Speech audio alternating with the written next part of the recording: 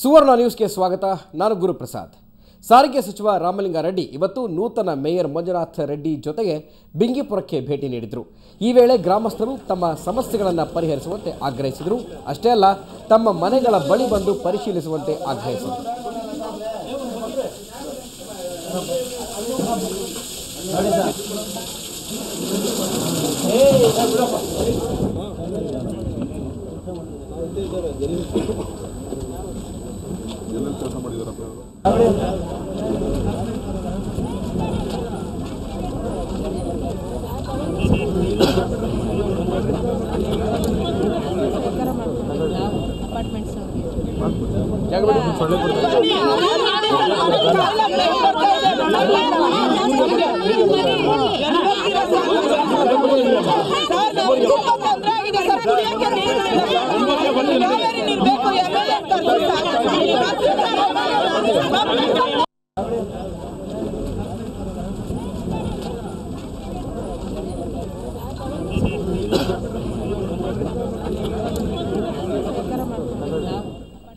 ಈ ಕುರಿತು ನಮ್ಮ ಪ್ರತಿನಿಧಿ ಮಂಜುನಾಥ್ ಹೆಚ್ಚಿನ ಮಾಹಿತಿಯನ್ನು ಕೊಡ್ತಾರೆ. ಮಂಜುನಾಥ್, ಇವತ್ತು ಸಾರಿಗೆ ಸಚಿವ ಹಾಗೆಯೇ ಬೆಂಗಳೂರಿನ ನಗರ ಉಸ್ತುವಾರಿ ಸಚಿವ ರಾಮಲಿಂಗಾರೆಡ್ಡಿ ಬಿಂಗಿಪುರಕ್ಕೆ ಭೇಟಿ ಕೊಟ್ಟಿದ್ದಾರೆ.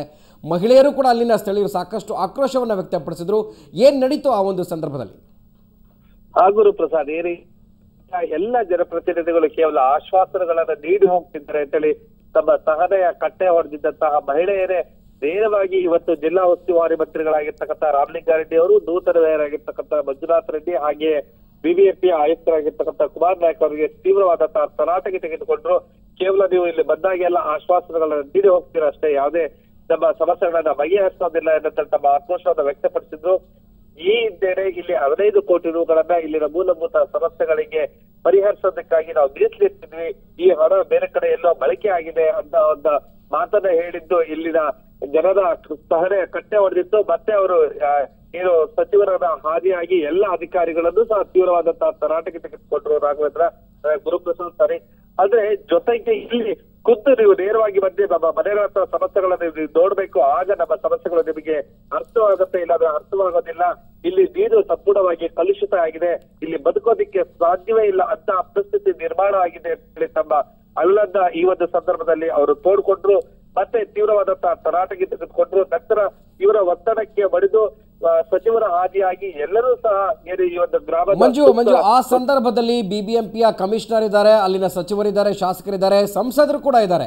ಸೊ ಇವರೆಲ್ಲ ಏನು ಜನರು ತಮ್ಮ ಆಕ್ರೋಶವನ್ನು ವ್ಯಕ್ತಪಡಿಸ್ತಾ ಇದ್ರು. ಗಮನಿಸಿದ್ರೆ ಏನು ಅಸಹಾಯಕರಾಗಿ ನಿಂತಿದ್ದಾರೆ. ಸಾಕಷ್ಟು ದಿನಗಳಿಂದ ಆ ಒಂದು ಸಮಸ್ಯೆ ಅಲ್ಲಿದೆ. ಬಿಂಗಿಪುರದಲ್ಲಿ ಬೆಂಕಿ ಹತ್ತಿ ಉರಿತಾ ಇದೆ, ನೀರು ಕುಡಿಯೋದಕ್ಕಾಗ್ತಾ ಇಲ್ಲ. ನಲ್ಲಿಯಲ್ಲಿ ನೋಡಿದ್ರೆ ಆ ಒಂದು ಕೋಕೋ ಕೋಲಾ ಮಾದರಿನಲ್ಲಿ ಕಪ್ಪಾಗಿ ನೀರು ಬರ್ತಾ ಇರೋಂಥದ್ದು. ಇಷ್ಟೆಲ್ಲ ಗಮನಿಸಿದ್ರು ಕೂಡ ಸುಮ್ಮನೆ ಹೋದ್ರೆ ಇದಕ್ಕೇನು ಪರಿಹಾರ ಹೇಳಿಲ್ವಾ ಹೇಗೆ ಅಂತ? ಖಂಡಿತವಾಗ್ಲೂ ಆ ಒಂದು ಪರಿಹಾರಕ್ಕಾಗಿ ಇವರು ಏನು ಮಹಿಳೆಯರೇ ಈ ಬಾರಿ ತೀವ್ರವಾದಂತಹ ತರಾಟೆಗೆ ತೆಗೆದುಕೊಂಡಿದ್ದು ನಮಗೆ ಅಲ್ಲಿ ಏನು ದೃಶ್ಯಾವಳಿಗಳಲ್ಲಿ ಸ್ಪಷ್ಟವಾಗಿ ಕಾಣಿಸ್ತಿದೆ ಗುರುಪ್ರಸಾದ್. ಅಂದ್ರೆ ಇವರ ಸಹನೆ ಎಷ್ಟು ಮಟ್ಟಿಗಿತ್ತು, ಅದು ಕಟ್ಟೆ ಹೊಡೆದಿದೆ ಅನ್ನೋದು ಇಲ್ಲಿ ಸ್ಪಷ್ಟವಾಗಿ ಗೊತ್ತಾಗ್ತಿತ್ತು. ನಮಗೆ ಪರಿಹಾರದ ಹೊರತು ನಮಗೇನೂ ಬೇಕಾಗಿಲ್ಲ ಅಂತೇಳಿ ಅದು ಏನು ಪಟ್ಟಿ ಹಿಡಿದುಕೊಂಡು ಕುಳಿತುಕೊಂಡ್ರು.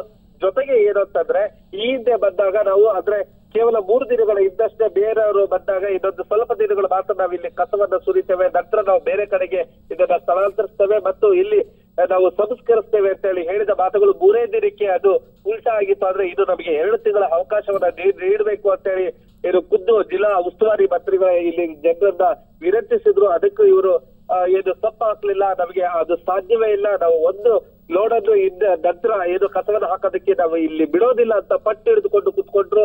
ಆದ್ರೆ ಎಷ್ಟೇ ಅವರನ್ನ ಮನವೊಲಿಸುವ ಪ್ರಯತ್ನವನ್ನ ಮಾಡಿದಾಗ ಅದು ವಿಫಲನೆ ಆಯ್ತು.